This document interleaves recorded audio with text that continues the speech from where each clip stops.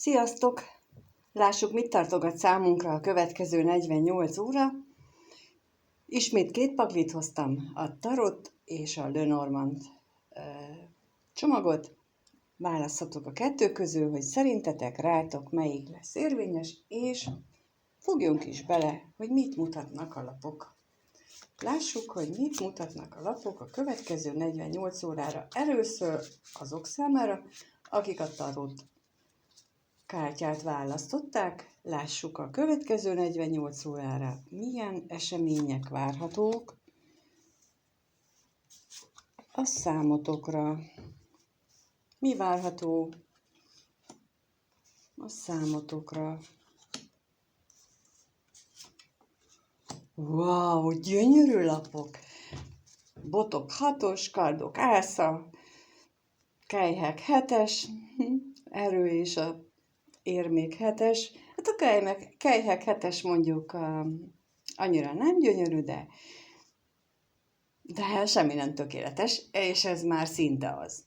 Úgyhogy lássuk a dolgok jó oldalát, mert hogy a botok 6-os a siker, a győzelem, a kardokászával valamilyen felismerés történik, valami olyan ráeszmélés, ami eddig is az orrotok előtt volt, de valahogy nem jött össze, hogy így ráébredjetek. Én velem például gyakran megesett az, hogy kimondtam a bizonyos helyzetekben a megoldást, de volt, hogy éveknek kellett eltelni arra, hogy rájöjjek, hogy ja, hát én már kimondtam a megoldást. Tehát valami ilyesmire jelenthet a kardok ásza, hogy úgy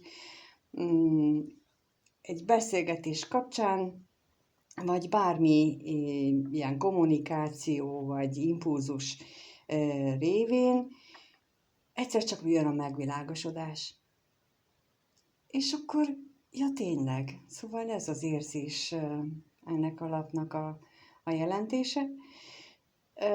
A kelyhek 7-essel annyiban árnyalná ezt az egészet, hogy azért ne szaladjon el a ló. És itt megint ez jön, hogy ráébredünk, hogy valami miért úgy működik, vagy miért nem úgy működik, ahogy szeretnénk, és ez olyan nagy örömmel tölt el, hogy akkor kiszaladnánk a világból, de ne, mert hogy itt középen ott van az illúziók lapja, a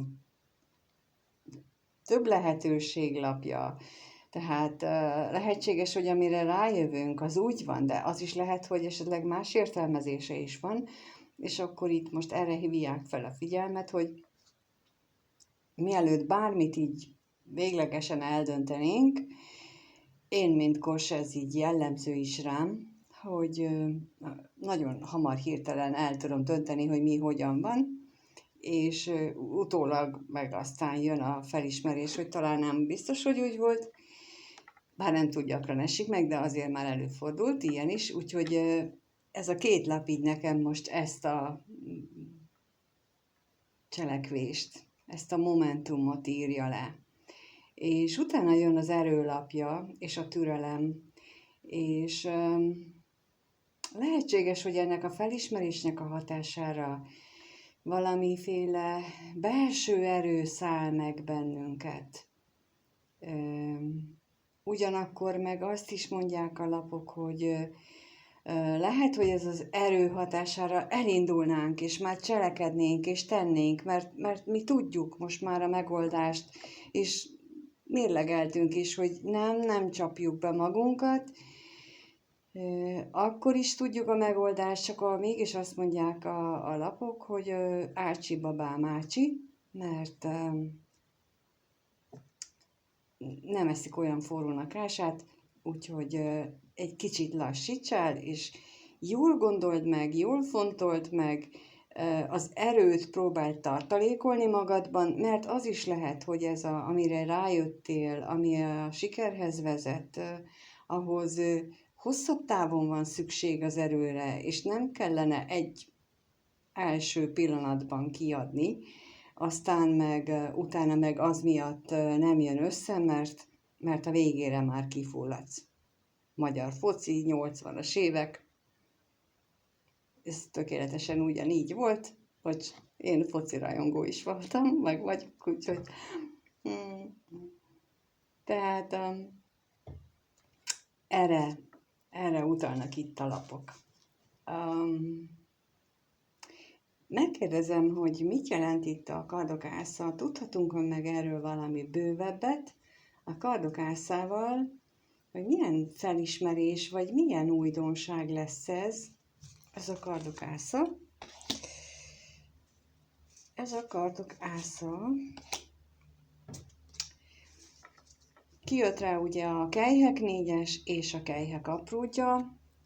Érdekes, hogy ésszel felismerünk dolgokat, és ez valamilyen érzelmet érint. Ugyanakkor ugye a kelyhek 7-ese az is egy kehely-lap, tehát ott is azt mondja, hogy az érzelmekkel légy óvatos, és ott 7 kehely van, tehát itt már mindjárt megjelent itt 5, mert ugye a kelyhek 4-es, meg a kelyhek apródja is tart 1-et, tehát már 5 kehely itt van, tehát már csak a másik 2-re kell figyelni, hogy mi lehet az, és abból kell eldönteni, hogy melyiket válasszuk, de a 7 kehelyben van egy kígyó, és van egy siker, ami most én nekem így megragadta a figyelmem, tehát ha az 5-öt levonom a 7-ből, akkor ez a 2 maradt meg nekem a siker kelyhe, ugye ami a botok 6-osával már ugyanaz a babérkoszorú ott van, és a kígyó lapja, vagy a kígyó kelyhe, ami viszont álnokságot is rejthet, és tulajdonképpen ebből a 2-ből kell választani, és nagyon ügyesen megoldja az élet, mert nem 2 jó választást, nem 2 jó kelyhet hagy meg, hogy jó vagy jobbat válasszál, hanem egy jót vagy a kígyót, egy jót vagy a rosszat. Úgyhogy jó, hogy megkérdeztem ezt, mert ez elég fontos, hogy nem mindegy, hogy melyiket választom a lehetőségek közül, amire például így a kardokászával ráébredünk. De lássuk itt az erőlapjára. Tudhatunk-e meg erről valami bővebbet, hogy mit jelent itt majd az erőlapja? Ugye nekem az jött, hogy tartalékoljuk az erőt, de mire, hogyan, tehát valami bővebb információt szeretnék az erőlapjára, és kijött rá a csillag és a kardok 10-ese. Igen, elképzelhető, hogy ez a kardokásza esemény, ez a felismerés, ez valamiféle olyan korábbi eseményhez tartozik, amikor hátba szúrtak bennünket, rosszul bántak velünk, kibabráltak velünk, amiből éppen gyógyulunk, és a következő 2 napban elérhetjük azt az állapotot, amikor azt tudjuk magunkról mondani, hogy hú, végre felszabadultam ezelől a terhek alól, és tulajdonképpen itt az érmék 7-esével én most azt érzem, hogy ez az, amire óvaint a kártya bennünket, hogyha egy ilyen élményünk van, vagy lesz a következő időszakban, akkor tényleg ne kapkodjuk el, tényleg hagyjuk meg még a gyógyulási folyamatnak a végét is, és csináljuk végig, mert úgy érzem, hogy ez nagyon fontos, hogy fejezzük be rendesen. Én most például, amikor egy elengedést csinálunk, egy elengedési folyamatot, akkor van egy időszak, amikor úgy érzi az ember, hogy húha, de jó, most már úgy érzem, hogy már sikerült elengednem, érzem azokat a könnyebbségeket, ahogy működik az elengedési módszerem, és itt nekem most erre jön a felhívás, hogy ne kapkodja el, például aki ilyet csinál, ne kapkodja el ezt, hanem csinálja végig, mert idő előtt abba hagyja, akkor annak súlyosabb következményei lehetnek. Úgyhogy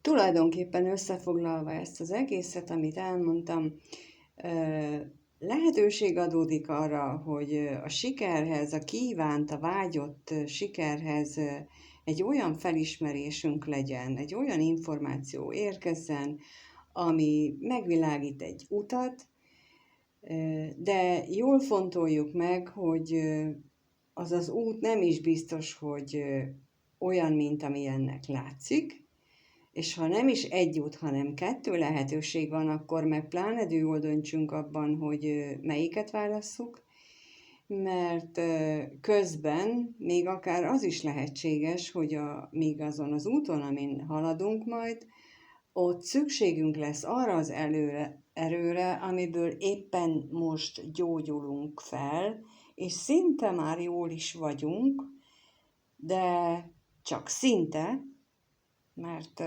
még egy kicsit türelmesen kell csinálni ezt a gyógyulást ahhoz, hogy végigbírjuk az utat, hogy elérjük a vágyott sikert. Úgyhogy a tarotkártyát választók számára ez az üzenet érkezett, járjunk nyitott szemmel, füllel, és legyünk türelmesek, kitartóak, ügyesek, szépek, okosak. Mindenkinek minden jót kívánok, köszönöm, hogy itt voltál és meghallgattál, és akkor lássuk, hogy mit mutatnak a lapok azok számára, akik a Lenormand kártyát választották, akik ezt a csomagot választották számukra, mit mutatnak a lapok a következő 48 órába, mire számíthatnak, milyen történések, milyen események lesznek, mit mutatnak a lapok nekik. Mit mutatnak a lapok?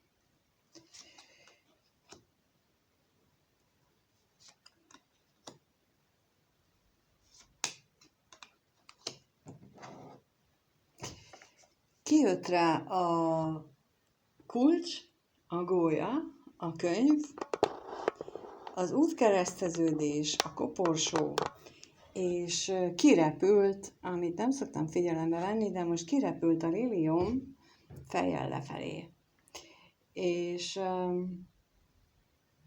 ez alapján nekem azt mondják a lapok, az intuícióm, hogy a következő 2 napban megtalálunk valamilyen rejtett dolognak a megoldását. Egy olyan rejtett dolog lehet ez, ami hogy köze van az életünk nagy dolgaihoz, nagy eseményeihez, bár az is lehet, hogy pillanatnyilag ezt még nem is tudjuk, hogy ez milyen fontos momentum lesz az életünkben, vagy van az életünkben.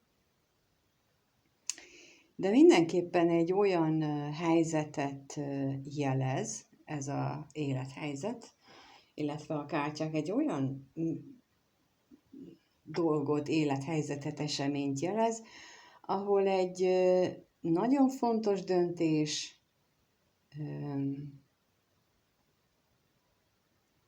lesz, illetve igen, nagyon fontos döntés lesz, és 2 válasz, és ezért esett ki a lilium, hogy 2 választásunk lesz. Egyrészt az, amelyik a koporsóval lezár egy életszakaszt, egy eseményt, egy kapcsolatot, egy munkahelyet, és a másik pedig egy nagyon szép, tisztának, szenvedélyesnek tűnő dolgot jelöl, de így fordítva azt is jelenti, hogy óvatosan, mert nem biztos, hogy olyan tiszta, mint ahogy mi gondoljuk, hogy olyan szenvedélyes, ahogy látjuk, hogy olyan nagyon szuper ez a dolog, ahogy látjuk. Tehát amikor itt az útkereszteződésbe állunk, és döntéshelyzetbe kerülünk, akkor őszintén most ilyen a koporsó vonzza a szememet, tehát lehet, hogy jobban járunk, ha azt mondjuk, hogy zárjuk le. Mert zárjuk le azt a dolgot. Egyszer s mindenkorra lépjünk túl rajta, és ne csábítson bennünket a liliomnak a szépsége, a liliomnak a tisztasága, mert talmi az a szépség és az a tisztaság, és így elsőre ezt látom, de megkérdezem, hogy mit jelent itt a gólya. Mit jelent itt a gólya ebben a 48 órás előjelzésben? Mit jelent a gólya?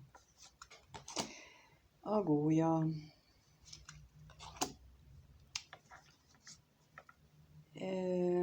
kijött a szerelemlapja és a levél, ugye? És ez egy olyan érzelmes kommunikációt jelöl, egy olyan érzelmes kommunikációt, ami egy mostanában stagnáló, megoldhatatlannak tűnő helyzetre ad majd magyarázatot, és innentől kezdve világos lesz számunkra a helyzet, hogy amire ez vonatkozik, például kapcsolatnál, ha kapcsolatra vonatkozik, ugye a szerelemlapjával elégen erősen ezt jelzi, akkor kinyílik a szemünk, vagy levesszük a sárga szemüveget, a rózsaszínt, a kéket, tehát amivel mi rosszul ítéltük meg, vagy nem a valóságnak megfelelően ítéltük meg azt a kapcsolatot, azt most ez a szerelem és levél lapjával érkező információ, ez felnyitja így a szemünket, kitisztul a látásunk, és látni fogjuk a valódi helyzetet, és akkor már így érthető, hogy miért van itt az útkereszteződés, mert ugye itt el kell döntenünk, hogy most tényleg ez az új igazság, ez az, amit megkaptunk, új információt, ez a valódi igazság, vagy amit korábban hittünk? És hát így nagyon nehéz az döntés, hogy most a koporsó vagy a fordított liliom. Én meg is kérdezem, jó, hogy mit tanácsolnak a kártyák, ha egy ilyen szituációba kerülünk, hogy lezárni, vagy a tisztának hitt, de valójában nem annyira tiszta és szép dolgot vigyük tovább, mit mondanak a lapok, mit javasolnak most a lapok? A következő 48 órára vonatkozóan, ha ilyen döntéshelyzetbe kerülünk, vagy ennek következtében kerülünk döntéshelyzetre, akkor mit javasolnak a lapok a koporsóval kapcsolatosan? A koporsóra mi jön? Kijött rá a szerencse és a ház. Tehát úgy, ahogy az előbb mondtam, tehát a koporsó, tehát a lezárás, valaminek a lezárása mellett döntünk, az egy nagyon szerencsés fordulatot hoz. Hát a lóhere jött ki, hát a szerencse lóhere, a 4 levelű lóhere, az igazán szerencsét jelent, és a házlapja pedig azt jelenti, hogy egy hosszú távú szerencsét hordoz magában, hogyha mi bemerjük vállalni, hogy lezárunk valamit, hogy befejezzünk valamit, és bennem van a kis ördög, megkérdezzük a liliomot fordítva, hogy ez mit eredményezne, ha ezt választanánk. Például ilyen helyzetben mit eredményezne a liliom, hogyha ezt a lehetőséget szeretnénk, ha nincs erőnk hozzá,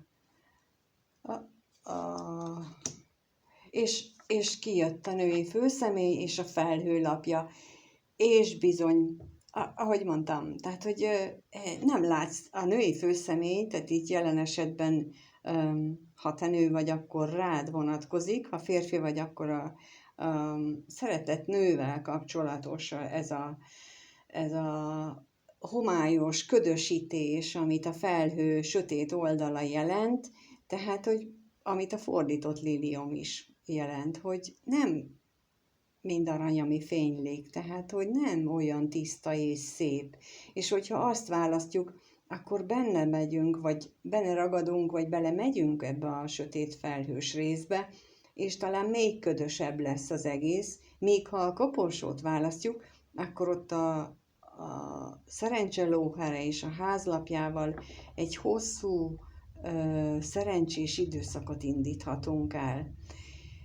Hát elég sorsdöntő következő 48 óra vár egyesekre, akik ezt a kártyát választották. Remélem, hogy felismeritek majd, amikor ez a helyzet előáll, és eszetekbe jut, hogy mi volt itt a tanács, mert ezért csinálom a vetéseket, hogy felkészüljünk arra, hogyha ilyen helyzet adódik, akkor például mit mutatnak a lapok, és az milyen eredményt generálhat. De természetesen a döntés a tietek, és ti viszitek a terhet is utána, a döntéseitek következményét, úgyhogy nagyon köszönöm, hogy itt voltatok, köszönöm, ha lájkolsz, feliratkozol, és mindenkinek minden jót kívánok, sziasztok!